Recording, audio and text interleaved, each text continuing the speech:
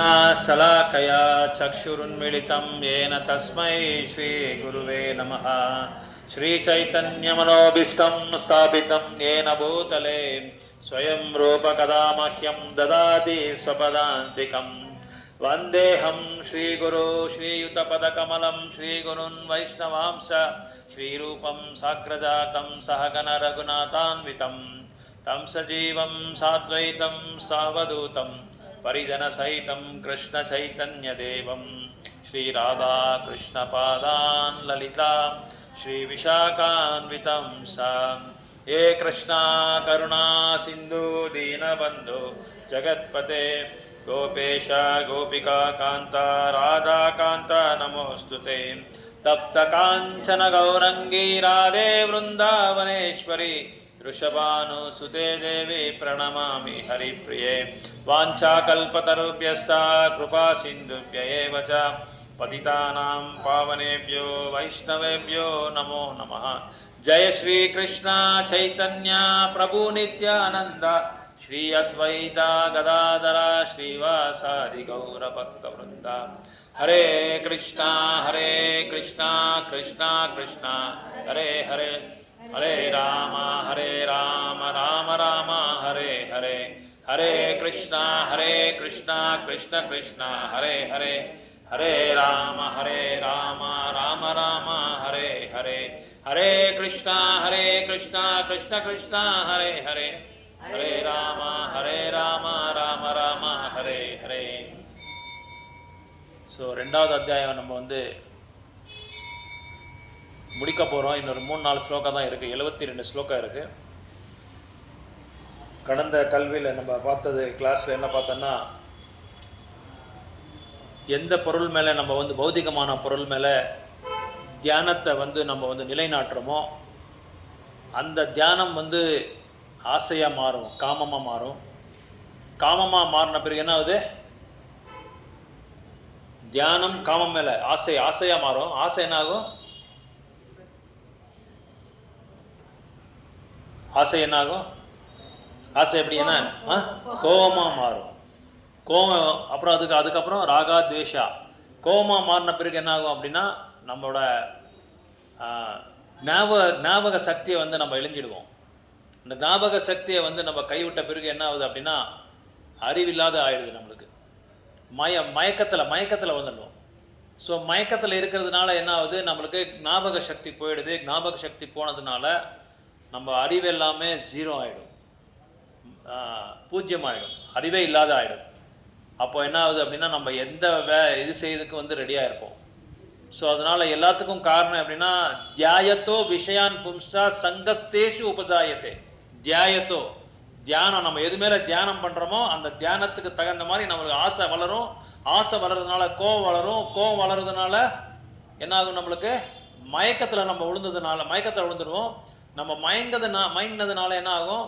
ஞாபக சக்தி இழஞ்சிடுவோம். ஞாபக சக்தி போன பிறகு நம்மளுக்கு நாலேஜ், நம்ம கிட்ட இருக்கிற அறிவு எல்லாமே போயிடும். அதுக்கப்புறம் என்ன ஆகும்? நம்ம பிரணஷதி பக்தி சேவையிலேருந்து நம்ம கீழே விழுந்துடுவோம். இல்லை எதிலாவது மாட்டிக்கிட்டு நம்ம அடிமை ஆகிடும். அதுக்கு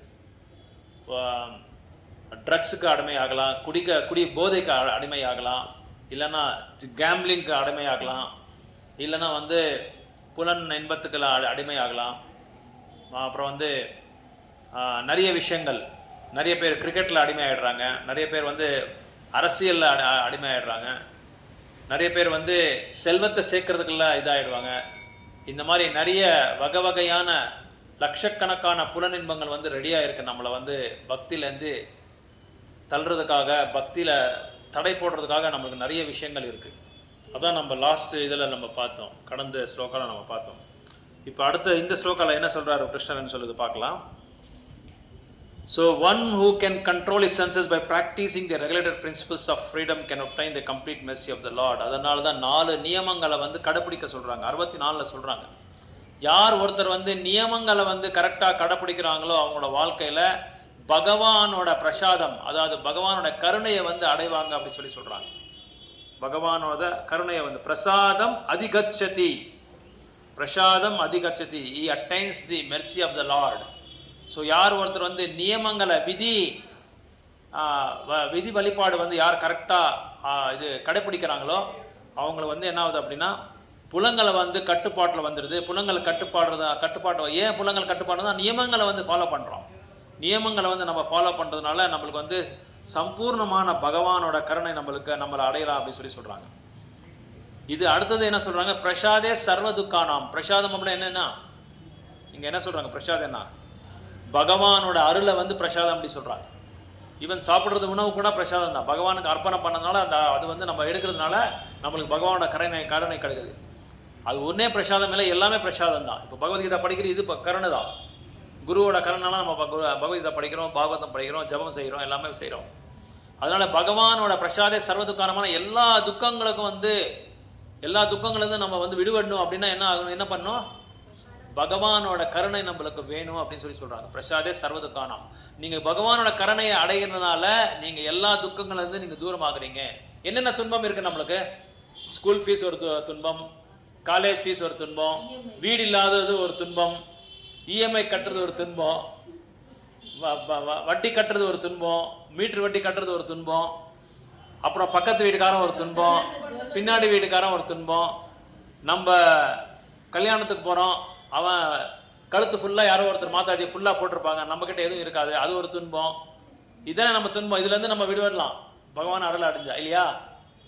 என்ன என்ன என்ன துன்பத்தை, எந்த துன்பத்தை பற்றி சொல்கிறாங்க, முக்கியமான துன்பம் ஒரு 7 துன்பம் இருக்கு, சொல்லுங்க பார்க்கலாம். ஓகே, அது அரிஷட் வர்க்கங்கள். ஓகே, அதே அப்படியே வந்துட்டீங்க, நீங்கள் லைனில் வந்துட்டீங்க. Okay okay. மது குடிக்கிறதுனால அது ஒரு துன்பம் தான். குடிச்சு வந்து வீட்டில் அடிக்கிறாங்க, அது ஒரு துன்பம் தான். கரெக்டு. குழந்தைங்களை அடிக்கிறாங்க, மனைவி அடிக்கிறாங்க, அது ஒரு துன்பம் தான். வேற முக்கியமானது ஒரு 4, இன்னொரு 3 இருக்கு. அந்த துன்பம் தான் முக்கியமான துன்பம் சொல்லி நிறைய தடவை நான் சொல்லிட்டேன். Okay, very good, right. நல்ல பாயிண்ட், தத்துவம், நல்ல தத்துவத்தை சொல்றாங்க. உண்மை அது ஆக்சுவலா. ஓகே, நான் அப்புறம் வேற கார்பரேஷன் வாட்டர் விடாம இருக்கிறோம், அது ஒரு துன்பம் தானே. ஆமா, தண்ணியில நம்ம என்ன பண்ண முடியும், அது ஒரு துன்பம் தான். அப்புறம் வீட்டு வரி கட்டணும், அது ஒரு துன்பம் தான் இல்லையா. எல்லாமே துன்பம் தான். இதெல்லாம் மேஜர் துன்பம் தானே. வேற என்ன மேஜர் துன்பம், என்ன பெரிய அது ஓகே, வெரி குட், ரைட், வந்துட்டீங்க. ஓகே, உடம்பு நோய் என்பது ஒரு பெரிய துன்பம் இன்னைக்கு. அதான் சொல்றேன். ஜன்மா மிருத்யா ஜரா வியாதி துக்க தோஷானு தர்சனம். இது 4 வந்து நம்மளுக்கு சரியான பெரிய மேஜர் இஷ்யூஸ் நம்மளுக்கு. இப்போ நம்ம இது வரி கட்டுறது, ஸ்கூல் ஃபீஸ் கட்டுறது, இது எல்லாமே ஒரு துன்பமே கிடையாது. இந்த 4 வந்து நம்ம வந்து எப்படியாவது ஒரு தீர்வு பார்த்துட்டா வேற எல்லா துன்பமும் நம்ம வெளியே வந்துடலாம். இந்த 4 தான் மெயின், ஜென்மா மிருத்யு ஜரா வியாதி. ஸோ இந்த ஏன்னா பிறப்பு வந்து நம்ம பார்க்கலாம். ஹாஸ்பிட்டலில் ஒரு தாய் வந்து எவ்வளோ கஷ்டப்படுறாங்க ஒரு குழந்தைக்கு வந்து இது கொடுக்கறதுக்காக, ஏதான் பிறப்பு கொடுக்கறதுக்காக எவ்வளோ கஷ்டப்படுறாங்கன்றதை நம்ம பார்க்கலாம். நிறைய பேருக்கு வந்து அபார்ஷன் ஆகிடுது, நிறைய பேருக்கு வந்து வேற ஏதோ ப்ராப்ளம். ஒரு தாய் வந்து ஒரு குழந்தைக்கு வந்து எவ்வளோ கஷ்டப்படுறாங்கன்றது அந்த தாய்க்கு மட்டும்தான் தெரியுமா. ஏன்னா அந்த தாய் பார்க்குறாங்க அந்த இது கேரியிங் டைமில் எப்படி இருப்பாங்கன்னா எதுவுமே சில நிறைய நியமங்கள் எல்லாம் ஃபாலோ பண்ணும். அது இல்லாமல் அந்த டெலிவரி டைமில் வந்து தைராய்டு வரக்கூடாது, நிறைய நோய்கள் எல்லாம் வரக்கூடாது. நோய்கள் வந்து அவங்க வந்து இது ப்ரெக்னன்சிக்கு வந்து எலிஜிபிலிட்டியே இல்லை, பண்ணவே முடியாது.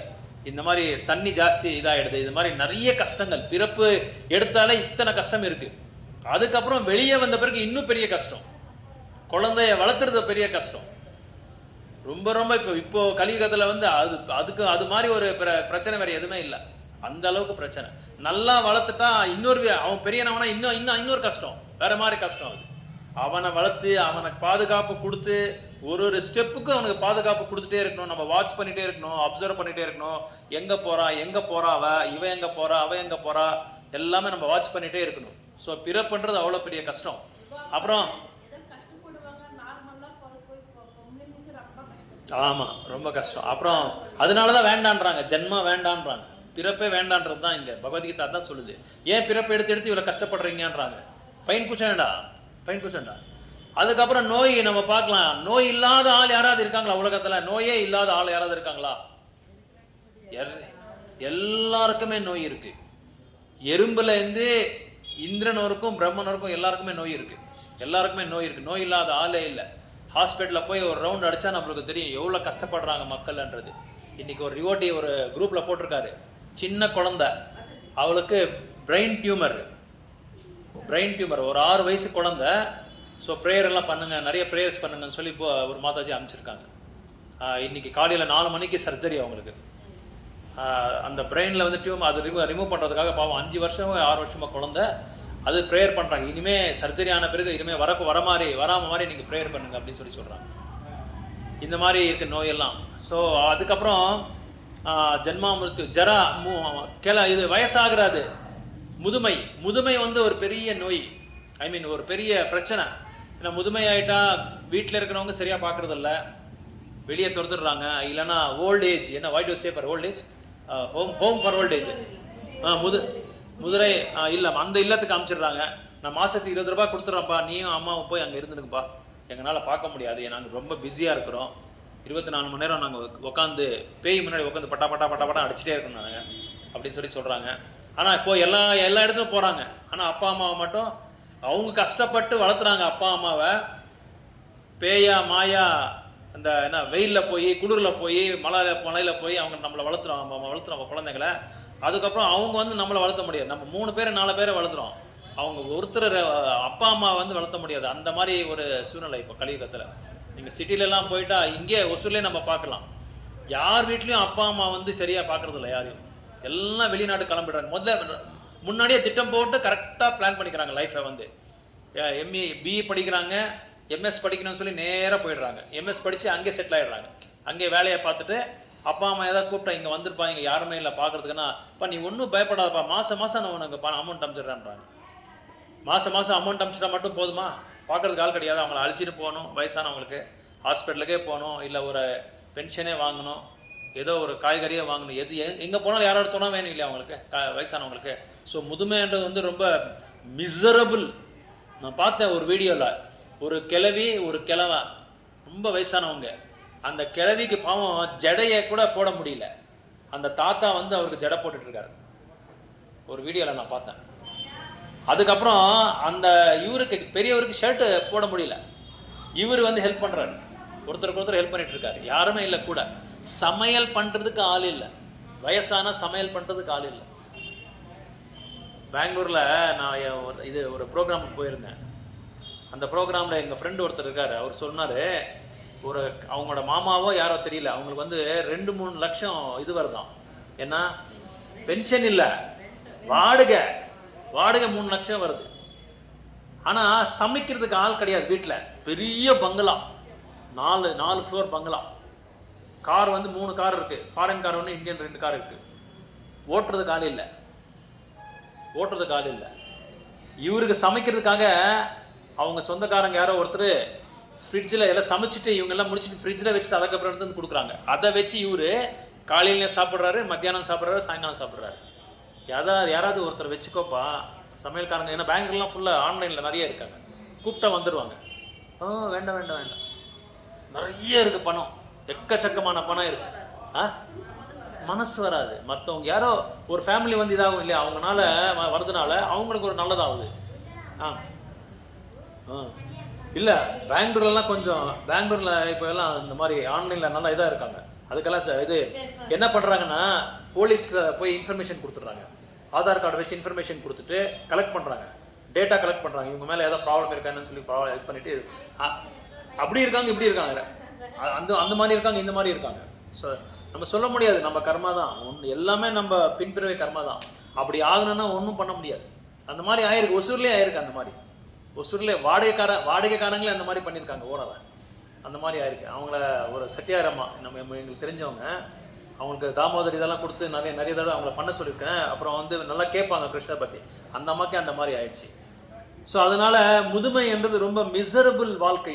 அந்த மாதிரி ஒரு வாழ்க்கை நிறைய தடவை சொல்லுவாங்க, டிவோட்டியே சொல்லுவாங்க, இப்போ வேண்டாப்பா, சீக்கிரமாக பகவான்கிட்ட போயிட்டா போதும், நம்மளுக்கு 65 மேலே நம்ம இருக்கிறதே வேண்டாம். ஒருத்தர் மேலே டிபெண்ட் ஆகுறது வந்து அவ்வளோ நம்மளுக்கு வந்து சாதகமாக இருக்காது. எல்லாத்துக்கும் அவங்கள கேட்கணும், எல்லாத்துக்கும் அவங்கள கூப்பிடணும். அவங்க ஒரு இதுக்கு நம்ம கூப்பிட அவங்களுக்கு உள்ள ஒரு மாதிரி வெந்துட்டு இருக்கோம், அப்படியே பருப்பு வேக மாதிரி வெந்துட்டு இருக்கோம் அவங்களுக்கு. ஸோ அந்த மாதிரி முதுமைன்றது ஒரு பெரிய துன்பம். அதுக்கப்புறம் மிருத்யு. யாருக்குமே வந்து சாவணும்னு இஷ்டமே இல்லை. எத்தனை பேருக்கு சாவக்கூடாதுன்ற இஷ்டமே இருக்கு, விருப்பம் இருக்கு? நான் சாவே கூடாது, நிரந்தரமா நிரந்தரமா நான் இருக்கணும், இதுல முடியாது. தெலுங்குல சொல்லுவாங்க, கூட்டம் கொட்ப நிக்கட இன்தானே ஒன்றான்னு சொல்லி தெலுங்குல சொல்லுவாங்க. ஸோ பிரபுபாத் சொல்றாரு, நம்மளோட கல்வியே வந்து எப்படி சாவணுன்றது தான் நம்ம கல்வி. அந்த சாவும் போது இதெல்லாமே நம்ம மேல வச்சா நம்ம அந்த சாவு வந்து மறுபடியும் நம்ம பிறப்பு எடுக்கிறது இல்லை. அதான் பிரபுபாதர் சொல்றாரு. ஸோ இந்த மாதிரி 4 துன்பங்கள் முக்கியமான, இன்னொரு 3 துன்பங்கள் இருக்கு, அது ரொம்ப ரொம்ப முக்கியமான துன்பங்கள். என்ன அது? அதிதைவிக், அத்தியாத்மிக், அதிபௌத்திக். ஸோ இது 3. அத்தியாத்மிக் அப்படின்னா நம்ம மனசால, நம்ம உடலால வர நோய்கள், அப்புறம் நம்ம மனசால வர நோய்கள், நம்ம மனசால மனோவேதனை. அதுக்கப்புறம் வந்து அதிபௌத்திக் அப்படின்னா நம்ம பக்கத்து வீட்டுக்காரன், பின்னாடி வீட்டுக்காரன், எதிர்த்து வீட்டுக்காரன், நம்ம நண்பர்கள், நம்ம அக்கா தங்கச்சிங்க, அண்ணன் தம்பிங்க, இவங்கனால நம்மளுக்கு வந்து அரசியல்ல பாருங்க, ஒரு அரசியல்காரனுக்கு இன்னொரு அரசியல்காரனே அவனுக்கு சத்ரு, அவனே சத்ரு அவனுக்கு. அதுக்குள்ள கட்சிக்குள்ளேயே சத்ரு, உள்ளுக்குள்ளேயே சத்ரு அவங்களுக்கு. இந்த மாதிரி ஒருத்தருக்கு அடிச்சுட்டே இருப்பாங்க. அப்புறம் வந்து அதான் வேற ஜீவிகள், நாயினால, இப்போ நாயில பாருங்க 12 பேரை கடிச்சிருக்கு ஒசூர்ல, ஏதோ ஒரு இதுல நம்ம உணவு சந்தை கிட்ட. இந்த மாதிரி வேற ஜீவிகள்னால நம்மளுக்கு வந்து கொசுனால நேதாப பிரபு எல்லாம் வாங்கிட்டு வந்திருக்காரு, கம்ப்யூட்டர் சாமான் வாங்கிட்டு வந்திருக்காரு. அந்த மாதிரி நிறைய வேற ஜீவராசிகள்னால நம்மளுக்கு வந்து துன்பத்தை வருது. அப்புறம் இன்னொன்னு என்ன, தெய்வீக் தேவர்கள்னால நிறைய வெயில் ஜாஸ்தி ஆயிடுது. சன்ஸ்ட்ரோக் வரும். சன்ஸ்ட்ரோக் விஜயவாடா, நீ வெளியெல்லாம் ஆந்திரால போயிட்டா சன்ஸ்ட்ரோக்னு நிறைய பேர் இறந்துட்டாங்க. அப்புறம் வெள்ளம் அடிச்சுட்டு வருது. கேரளால பாத்தீங்களே ஒரு 2-3 வருஷம் முன்னாடி எல்லாமே அடிச்சுட்டு போயிட்டு கேரளால. இந்த மாதிரி நிறைய இயற்கையா நம்மளுக்கு வந்து என்ன சொல்றது, நேச்சுரல் டிசாஸ்டர்ஸ் அப்படின்னு சொல்லுவாங்க. அதுக்கு ஒரு இதே இருக்கு, கவர்மெண்ட்ல வந்து ஒரு போர்டே இருக்கு, இந்த மாதிரி நேச்சுரல் டிசாஸ்டர்னு அவங்க வந்து இது பண்ணுவாங்க. இந்த மாதிரி நிறைய இந்த அத்தியாத்மிக் இந்த 7 துன்பங்கள் வந்து நம்மளை வந்து என்ன சொல்றது, ஹண்டிங் பண்ணிட்டே இருக்கும், நம்மளை வந்து வேட்டாடிட்டே இருக்கும் இது.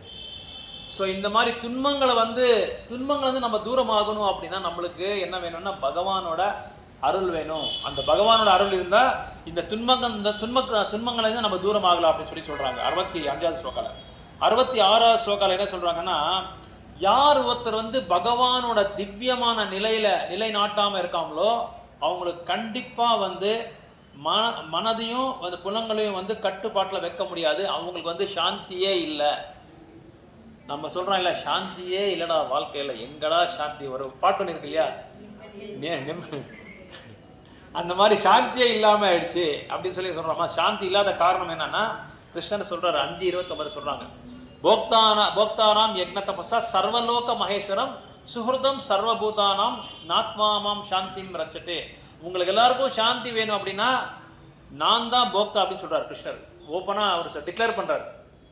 இல்ல, போக்தாரம் சர்வ தபஸ்யா, நீங்க பண்ற ஒரு செயலுக்கும் ஒரு யக்னம் ஹோமம் எல்லாத்துக்குமே நான் தான் அனுபவிக்கிறேன், வேற யாரும் அனுபவிக்க முடியாது, நான் தான் அனுபவிக்க போறேன் அப்படின்னு சொல்லி சொல்றாங்க. அப்புறம் போக்தாராம் யக்ன தபஸ்யா சர்வலோக மகேஸ்வரம், எல்லா லோகத்துக்கும் நான் தான் கண்ட்ரோலர், நான் தான் ஈஸ்வரன் அப்படின்றாங்க. எல்லா உலகத்தையும் நான் தான் கண்ட்ரோல் பண்ணுவேன், எல்லா பிரம்மாண்டத்தையும் நான் தான் அதுக்கு வந்து எஜமான் அப்படின்னு சொல்றாங்க, நான் தான் எஜமானன்னு சொல்றாங்க. அப்புறம் எல்லா ஜீவராசிகளுக்கும் வந்து நான் தான் கேர்டேக்கர் அப்படின்றாங்க, நான் தான் அவங்க வந்து சிறப்பா நான் தான் பாத்துக்க போறேன் அப்படின்றாங்க. எல்லாரையும் வந்து நான் வந்து கேர் எடுத்துக்கிறேன் அப்படின்னு சொல்றாங்க. அது அப்புறம் நாத்தாமாம், இது யார் தெரிஞ்சுக்கிறாங்களோ அவங்க வந்து கண்டிப்பா அவங்களுக்கு சாந்தி கிடைக்கும். அப்ப சாந்தி கிடைக்கிறதுனால என்ன ஆகும், நம்மளுக்கு சாந்தி கிடைச்சிருச்சு. இப்போ ஏன் சாந்தி எப்படி சாந்தி கிடைக்குது? பகவான் இப்ப நான் என்ன சொன்னேன், சாந்தி கிடைக்கணும்னு என்ன சொன்னார் கிருஷ்ணர்? நம்ம செய்யற ஒரு யாகமும் ஒரு தபஸ்யா ஒரு செயலும் வந்து பகவான் தான் போக்தரு. இப்ப நம்ம படிக்கிறோம், சமையல் பண்றோம், சமையல்லாம் பண்ணிட்டு என்ன பண்றோம், நம்மளா சாப்பிடுறோம். நம்ம சாப்பிடாம பகவானுக்கு வச்சு துளசி போட்டு சமர்ப்பணம் பண்ணி அதுக்கப்புறம் சாப்பிட்றதுனால அவங்களுக்கு கொடுத்த மாதிரி ஆகும், பகவானுக்கு கொடுத்த மாதிரி ஆகும். ஸோ அவர் என்ஜாய் பண்ண மாதிரி ஆகும், அவர் அனுபவிக்கிறார் ஃபர்ஸ்ட். அதே மாதிரி அது தெரிஞ்சுக்கணும் எல்லாமே. இப்போ ஒரு செயலும் ஏற்கரோசி ஏஜ்ஹோசி ஏதஸ்னசி, ஒரு செயலும் நம்ம செய்யறது எல்லாமே பகவானுக்கு அர்ப்பணம் பண்ணாம எதுவுமே நம்ம பண்ணக்கூடாது. ஒரு சேலையை வாங்குறோம், பகவானுக்கு அர்ப்பணம் பண்ணணும். ஒரு ஜுவல்ஸ் வாங்குகிறோம், பகவானுக்கு அர்ப்பணை பண்ணிட்டு போகணும். ஒரு பூ வாங்குகிறோம், பகவானுக்கு வச்சுட்டு நம்ம போகிறோம். ஒரு கம்பெனியை ஓப்பன் பண்ணுறோம், பகவானை வச்சு பூஜை பண்ணி சங்கீர்த்தன் பண்ணி நாம ஜபம் பண்ணி பஜனை பண்ணி அதுக்கப்புறம் ஓப்பன் பண்ணுறோம்.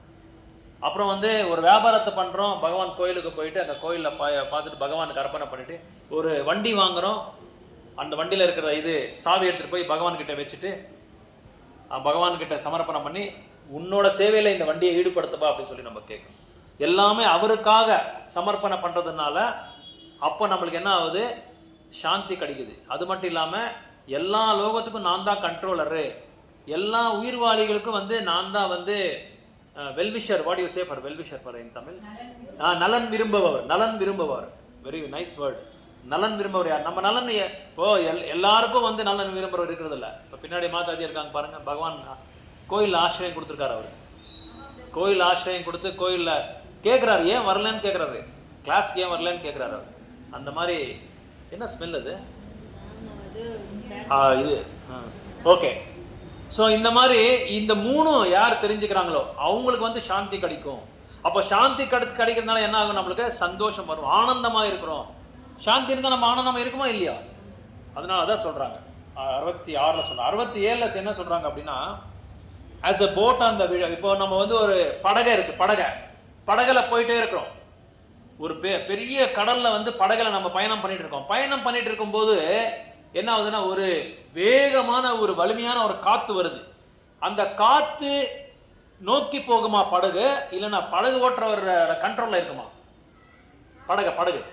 புரியுதா நான் சொல்றது? இப்போ படகுல நம்ம போயிட்டு இருக்க பயணம், நம்ம எல்லாருமே உட்காந்து போறோம், மாயாப்பூருக்கு போறோம். இப்போ எல்லாம் உட்காந்துட்டு இங்க இருக்கிறவங்க எல்லாம் மாயாப்பூர் போறோம்.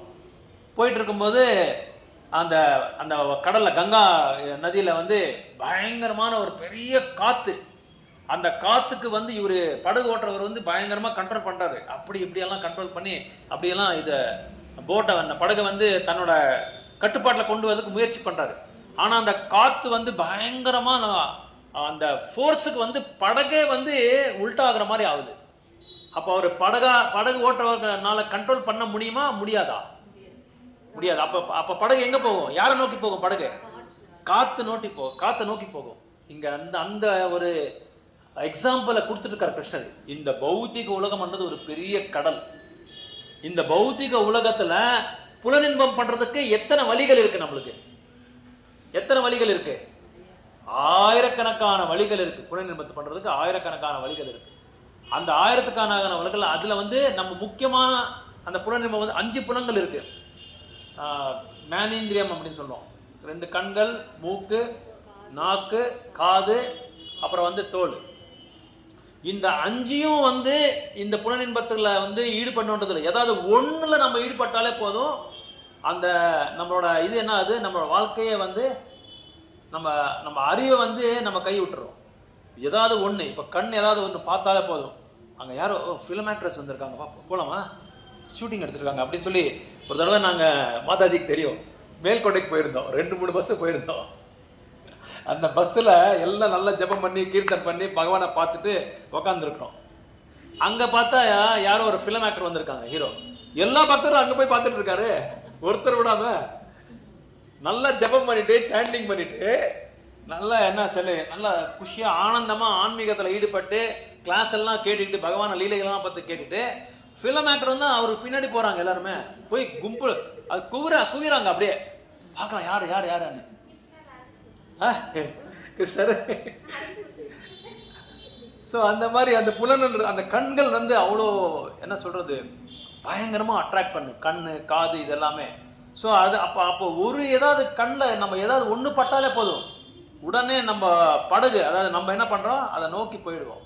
அந்த மாதிரி புலங்கள் வந்து ரொம்ப ரொம்ப வலிமையானது அப்படின்னு சொல்லி சொல்றாங்க. அப்புறம் சாஸ்திரங்களை வந்து 5 உதாரணம் கொடுக்குறாங்க இதுக்கு. ஒன்று வந்து யானை. ஒரு ஆண் யானையை வந்து ஒருத்தர் வந்து கண்ட்ரோல்ல வச்சுக்கணும் அப்படின்னா என்ன பண்ணுன்றது வந்து ஒரு உதாரணம் கொடுக்குறாங்க. ஃபாரஸ்ட்லாம் நம்ம போனால் ஒரு பெரிய யானையை வந்து நம்ம கண்ட்ரோல் பண்ணோம் அப்படின்னா என்ன பண்ணுறாங்க அப்படின்னா, முன்னாடி வந்து பெண் யானையை விடுவாங்க. பெண் யானையை விட்டு அது அவங்க வர்றதுக்கு முன்னாடி ஒரு பெரிய பள்ளத்தை வந்து தோண்டிடுவாங்க. தோண்டிட்டு அந்த பெண் யானை பின்னாடியே ஆண் யானை வரும். அதுக்கு அப்படியே ஒட்டிக்கிட்டே வரும். அது பின்னாடியே ஒட்ட அது தெரியாது. அது அந்த பள்ளத்தை பார்த்து என்ன ஆகும், அது மேலே இது வச்சுருப்பாங்க, இலை போட்டிருப்பாங்க, ஒரு 4-5 இது போட்டு விறகு போட்டு அது மேலே இலை போட்டுருவாங்க.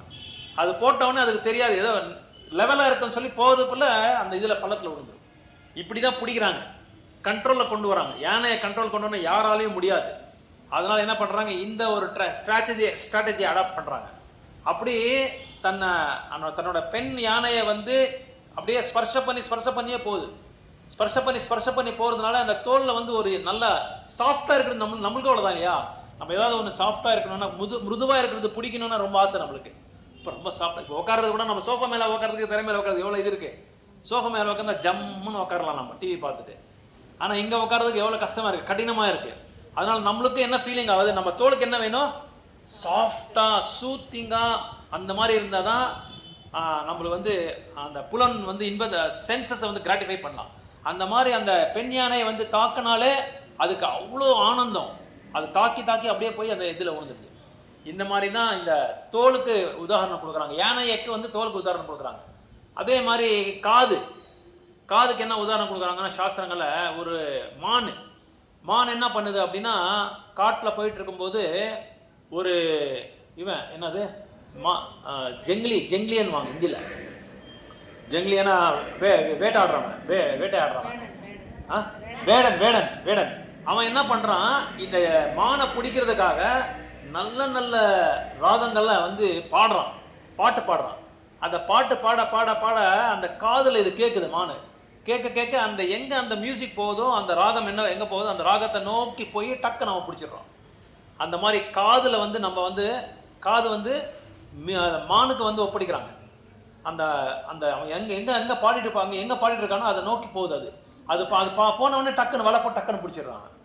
அதே மாதிரி கண்கள் என்ன பண்ணுது அப்படின்னா, இந்த மாதிரி டைம்ல நல்ல மழை பெய்யுற டைம்ல நீங்க பார்க்கலாம், அந்த இது லைட் பூச்சி அனுப்பாங்க இல்லையா, அது அப்படியே நேர லைட்டை பார்த்துட்டே ஒரு நல்ல பிரகாசமா இருக்குன்னு சொல்லி, தன் கண்களுக்கு எல்லாமே நல்லா பிரகாசமா இருக்குன்னு சொல்லி நேராக அந்த லைட்டு கிட்ட போய் என்ன ஆகுது, சுட்டி அப்படியே கீழே எரிஞ்சிடுது. அது அதாவது கண்ணுகளுக்கு சொல்றாங்க, கண்களுக்கு. அதுக்கப்புறம் வந்து நாக்குக்கு என்ன சொல்றாங்க அப்படின்னா, மீன் பிடிக்கிறவன் வலையில என்ன போடுறான், வலையில சில சாப்பிட்ற உணவு எல்லாம் சின்னதெல்லாம் போடுறான். கடல்லையே நிறைய ஐட்டம்ஸ் இருக்கு மீனுக்கு சாப்பிட்றதுக்கு. அதை விட்டுட்டு இவன் போடுறான் பாருங்க வலைய, அந்த வலையில இருக்கிற பொருளை உணவை வந்து சாப்பிடலாம்னு சொல்லி அது வந்து என்ன ஆகுது, அந்த மீன்ல மாட்டிக்குது. ஸோ நம்மளுக்கு இதை கம்பேர் பண்றாங்க, நம்ம பிள்ளைங்களுக்கு இதை கம்பேர் பண்றாங்க. கண்களை நம்ம பார்க்கறதுக்கு பகவான் வந்து எது கண்ணு கொடுத்துருக்காது, வேணுகோபால் சாமி பாருங்க அப்படின்னு சொல்லி கொடுத்துருக்காங்க. காது எது கொடுத்துருக்கான், பகவத்கீதையை கேட்கறதுக்கு, பாகவதம் கேட்கறதுக்கு, சத்சங்கம் பண்றதுதான் காது கொடுத்துருக்காங்க. அப்புறம் வந்து நாமத்தை சொல்றதுக்காக நாக்கு கொடுத்துருக்கான். நம்ம இதெல்லாம் விட்டுட்டு நம்ம என்ன பண்றோம், கண்ணை என்ன பண்றோம், என்னது பாம்பேல என்ன இந்த ஃபிலிம் ஆக்டர்ஸ் எல்லாமே ஒரு இது இருக்கு இல்லையா, மறந்துட்டேன் பேரே வரமாட்டேன் பேர்லாம். பாலிவுட்டு, டாலிவுட்டு, டோலிவுட்டு, கோலிவுட்டு, சீரியல்லு, மாமியார் என்ன பண்றாங்க, மாமா என்ன பண்றாங்க, இதுதான் நம்ம கண்ணுக்கு அங்கதான் போகுது கண்ணு. அப்புறம் யாராவது பக்கத்து வீட்டில் சண்டை போட்டுருந்தா போதும், அங்க போய் பாக்குறோம் என்ன அதை போய் பாக்குறோம். நம்மளுக்கே நிறைய வேலை இருக்கு, நம்மளுதே நிறைய பிரச்சனை, அது விட்டு அங்க போய் பாக்குறோம். அந்த மாதிரி. அப்புறம் காது வந்து எங்க கொடுக்குறோம்னா, சினிமா பாட்டு மேல, இல்லைன்னா நிறைய ரீல்ஸ் இப்போ பயங்கரமா பணத்தை சம்பாதிக்கிறாங்க. ரீல்ஸ் விட்டு மக்களை வந்து ஒரு கதி பண்ணிட்டாங்க. இப்போ பயங்கரம்.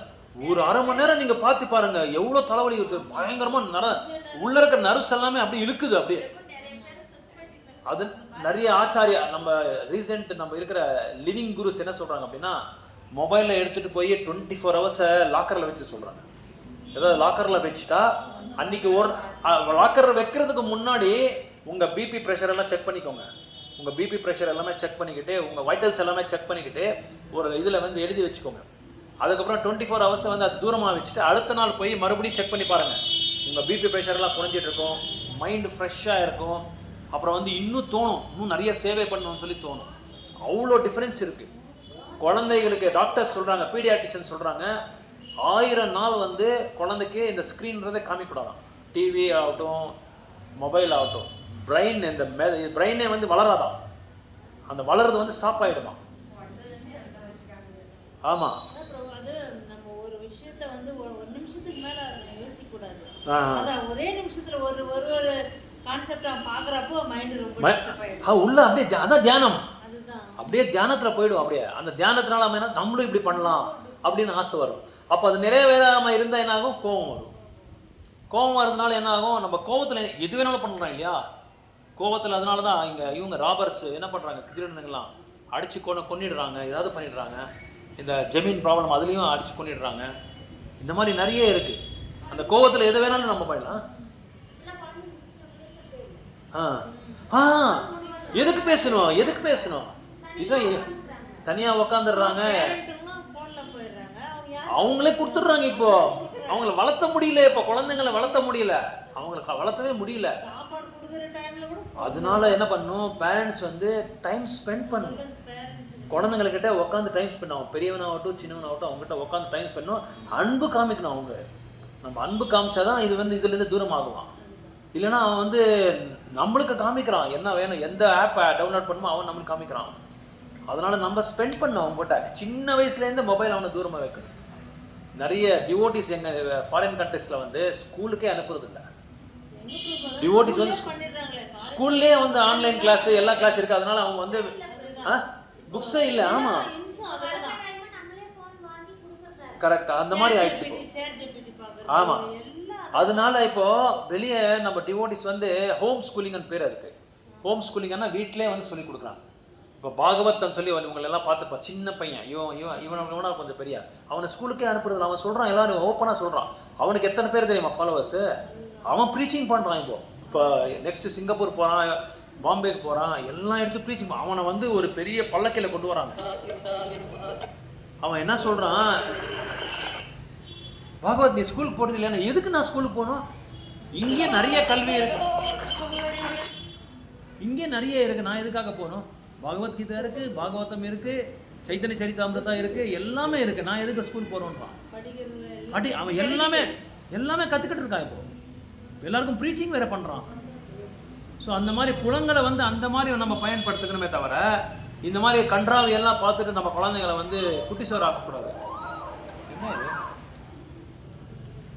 ஓகே, அந்த மாதிரி 5 இந்த புலங்களையும் வந்து எப்படி வந்து நம்ம வந்து நிலைநாட்டணுன்றது வந்து இங்கே இதில் சொல்லியிருக்காங்க. அதனால் அந்த 5 புலங்களை வந்து நம்ம நிலைநாட்டணும் அப்படின்னா என்ன பண்ணணும் அப்படின்னா, அந்த புலங்களை வந்து பகவானோட சேவையில் அம்பரீஷ் மகாராஜ் எப்படி ஈடுபடுத்தினாரோ அந்த மாதிரி ஈடுபடுத்துறதுனால நம்ம மைண்டு வந்து கண்ட்ரோலில் வருது. இப்போ நீங்கள் எத்தனை வருஷம் ஆச்சு? நீங்களாம் வந்து ஒரு 10 வருஷம் ஆயிருக்கு இல்லையா நம்ம சத்சங்கத்துக்கு வந்து? ஒருத்தர் 5 வருஷம் 6 வருஷம் 10 வருஷம் இந்த மாதிரி இருக்கும். பின்ன நீங்கள் இந்த 5 வருஷத்துக்கு முன்னாடி எப்படி இருந்தீங்க, இப்போ எப்படி இருக்குன்னு பாருங்கள். எத்தனை விஷயங்கள் நீங்கள் வந்து கற்றுக்கிட்டீங்க. நம்மளே வந்து எத்தனை விஷயம் கற்றுக்கிட்டு இதுக்கு முன்னாடி நம்ம புலங்கன்றதே நம்மளுக்கு தெரியாது, ஆனால் பயன்படுத்திட்டு இருக்கோம். இப்போ எல்லா புலங்களையும் வந்து எல்லா பாலிவுட்லையும் டாலிவுட்லையும் கோலிவுட்லையும் எல்லா கூலிவுட்லையும் எல்லாம் பண்ணிகிட்டு இருக்கோம், ஈடுபடுத்திட்டோம். ஆனால் இப்போ தான் நம்மளுக்கு தெரியுது நம்ம பண்ணது எல்லாமே தப்புன்றது நம்மளுக்கு தெரியுது. தப்பு தெரிஞ்சுக்கிட்டு திரும்பி நம்ம பண்ணிட்டு இருக்கோம், இன்னும் திரும்பி பண்ணிகிட்டே இருக்கோம், அதை கண்டினியூ பண்ணிகிட்டே இருக்கோம். அதை வந்து கண்ட்ரோல் பண்ண முடியல நம்மளால். ஏன் கண்ட்ரோல் பண்ண முடியலன்னா அது எப்படி கண்ட்ரோல் பண்ணுறதுங்கிறது தெரியாது நம்மளுக்கு. தெரியாமே நம்ம வாழ்க்கையை வாழ்ந்துட்டு இருக்கோம்.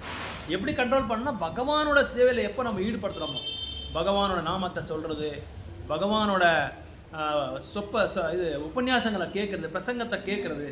அதனால தான் பிரபுபா சொல்கிறாரு, வாரத்துக்கு 2 தடவை 3 தடவை பக்தர் கூட நீங்கள் இருங்க, அப்போ உங்கள் மைண்டை நல்லா கண்ட்ரோலில் வந்துடும் அப்படின்னு சொல்கிறாங்க. மனசு கண்ட்ரோலில் வரணும்னா 24 ஹவர்ஸ். ஏன்னா நம்ம ஒருத்தனால வீட்டில் நம்ம சாதிக்க முடியாது. நம்ம ஒருத்தனால என்ன பயங்கரமான தலைக்கு மேலே வேலைகள் நம்மளுக்கு தேடின்னு வருது. சும்மா உட்காந்து கூட தேடிட்டு வருது. கனடாவில் சொல்லுவாங்க, யாராவது சும்மா உட்காந்து அந்த கம்ப சுத்தம் சொல்லுவாங்க, கம்பத்தை சுற்றுறான்வாங்க. அந்த மாதிரி தேடின்னு வருது வேலைகள். அதனால் நம்ம என்ன பண்ணோம், அதுக்கு முன்னாடியே நம்ம பிளான் பண்ணிக்கணும். நம்மளோட டைமை வந்து பிளான் பண்ணிக்கணும். மார்னிங் இந்த டைம், ஆஃப்டர்நூன் இந்த டைம், ஈவினிங் அந்த டைம், நம்மளால் பிளான் பண்ணிக்கணும். எப்படியும் வாரத்தில் 2 தடவை நம்ம வந்து 2-3 தடவை சத்சங்கத்தில் இருந்துட்டா ஈஸியாக நம்ம கண்ட்ரோல் பண்ணிடலாம் மனசு. அம்பரீஷ் மகாராஜ் அப்படி தான் பண்ணார். அப்படி தான் பக்தர்கள்லாம் இப்போ பண்ணிகிட்டு இருக்காரு. 4 மணி 4:30 மணிக்கு எழுந்திடுறாரு. மங்களாரத்தி ஸ்டார்ட் ஆனோடனே 10 மணிக்கு எல்லாமே முடிச்சிடுறாரு. எல்லாம் முடிச்சுட்டு புக் எடுத்துகிட்டு டிஸ்ட்ரிபியூஷன் போய்டுறாரு. புக் டிஸ்ட்ரிபியூஷன் நல்ல ஒரு ஃபஸ்ட் கிளாஸ் சர்வீஸ். நம்ம அகங்காரத்தை வந்து அடங்கிறதுக்கு ஒரு பெரிய சர்வீஸ் அது புக் டிஸ்ட்ரிபியூஷன். அதனால தான் புஸ்தக விநியோகம் ரோபா சொல்கிறாரு, ப்ரீச்சிங்கோட ஹையஸ்ட் ப்ரீச்சிங் புக் டிஸ்ட்ரிபியூஷன் அப்படின்றார். அதனால் அதை வந்து இது பண்ணிக்கணும். இப்போது ஒரு ஸ்லோகா இருக்குது, மனுஷானாம் சஹஸ்ரேஷு, கேள்விப்பட்டிருக்கீங்களா? 7வது அத்தியாயத்தில் அந்த ஸ்லோகம் என்ன சொல்றது தெரியுமா? மனுஷானாம் சஹஸ்ரேஷு கஷ்டித் ஜெகதி சிதையே எதாமப்பி சித்தானாம் மாம் வேதி தத்துவத்தா அப்படின்னு சொல்றாங்க. அதில் என்ன சொல்றாங்கன்னா, ஆயிரக்கணக்கான பக்தர்களை வந்து யாரோ ஒருத்தர் தான் இந்த ஆன்மீகத்தில் ஈடுபடுறாங்க அப்படின்றாங்க. அப்படி ஈடுபடுறவங்கள யாரோ ஒருத்தர் தான் என்னை புரிஞ்சுக்கிறாங்க, அப்படி புரிஞ்சுக்கிறவங்க யாரோ ஒரே ஒருத்தர் தான் என்கிட்ட வராங்க அப்படின்றாங்க. அப்போ உங்களுக்கு என்ன கேள்வி வரும்? உங்களுக்கு என்ன சந்தேகம் வரணும்? என்ன டவுட் வரணும்? என்ன டவுட் வரணும்? அதில் நான் ஆயிரக்கணக்கான பசங்களை யாரோ ஒருத்தர் அப்படின்னா நம்ம எல்லாம் போவோம், நம்ம பண்ணுறதெல்லாம் வேஸ்ட் தானே? இப்போ இந்த சத் சங்கம் வேஸ்ட்டு, ஜபம் பண்ணுறது வேஸ்ட்டு, தாம சேவை பண்ணுறது வேஸ்ட்டு, வைஷ்ணவ சேவை பண்ணுறது வேஸ்ட்டு. அப்போ எப்படி நம்ம போகிறது? யாரோ ஒருத்தர் தான் வராங்க அப்படின்னா இப்படி பண்ணுறது எல்லாமே நம்ம வேஸ்ட்டு தானே? இப்போ அந்த ஒரு நம்பிக்கை வேணும். அதுக்கு தான் என்ன பண்ணுறாங்க ஆச்சாரியாஸ். இவர் காஞ்சிபுரத்தில் வரதராஜ் பெருமாள் இருக்காரு. நம்ம பெருமாள் வரதராஜ் பெருமாள். வரதராஜ் பெருமாள் அப்படின்னா வரத்தை கொடுக்குறவங்க. அவர்கிட்ட ஒருத்தர் வந்து டெய்லி பேசுகிறாங்க. திருக்கட்சி நம்பின்னு சொல்லி ஒருத்தர் இருக்காரு, பெரிய ஆச்சாரியார் அவர். அந்த திருக்கட்சி நம்பி வந்து பகவான் கிட்ட எப்பவும் பேசிட்டு அவருக்கு சாமர சேவை செய்வார்.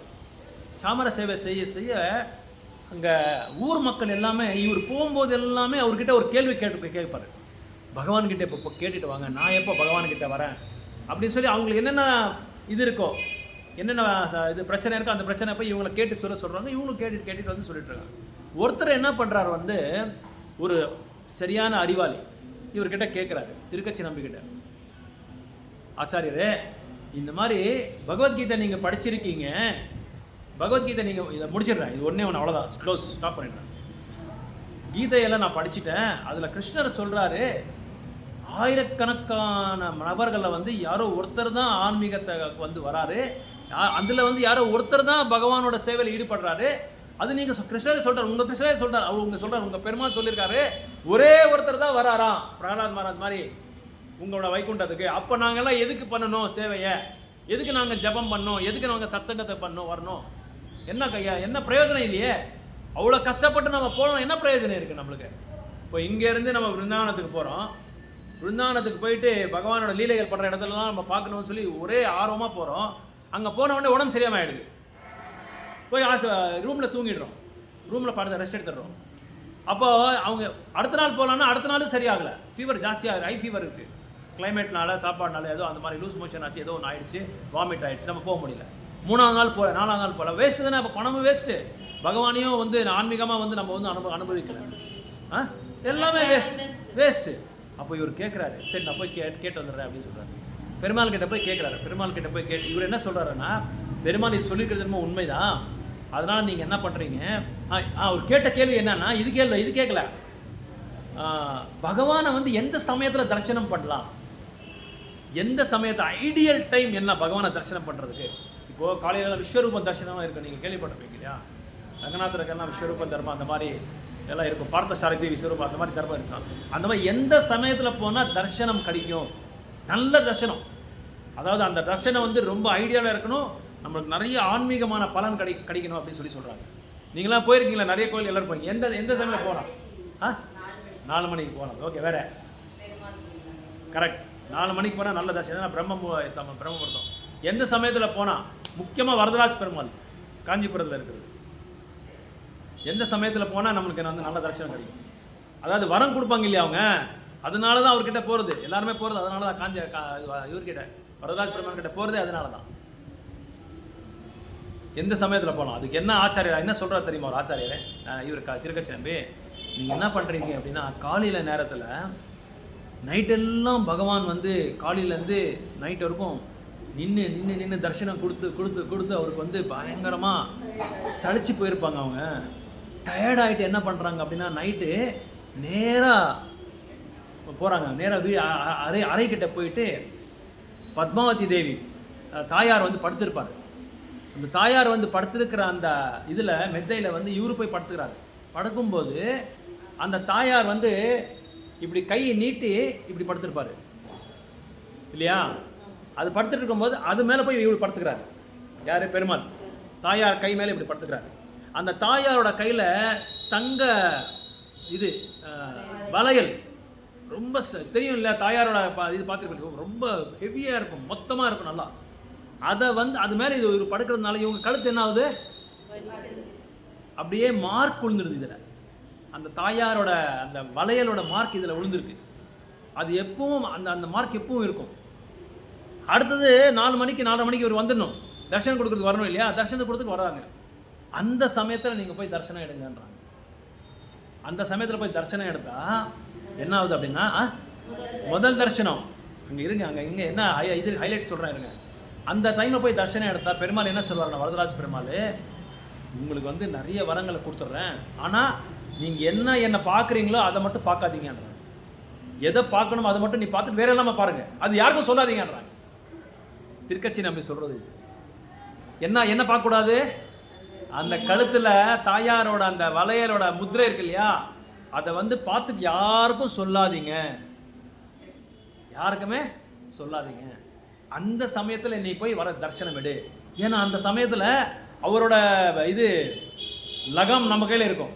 பகவான் நம்மளை இது பண்ணியிருப்பார் இல்லையா, நம்ம கண்ட்ரோலில் இருப்பாங்க. அப்புறம் ஏன்னா அது யாருக்காவது பார்த்து சொல்லிடுறாங்கன்றது ஒரு இதுவும் ஒரு ஷேம் ஆயிடுது இல்லையா.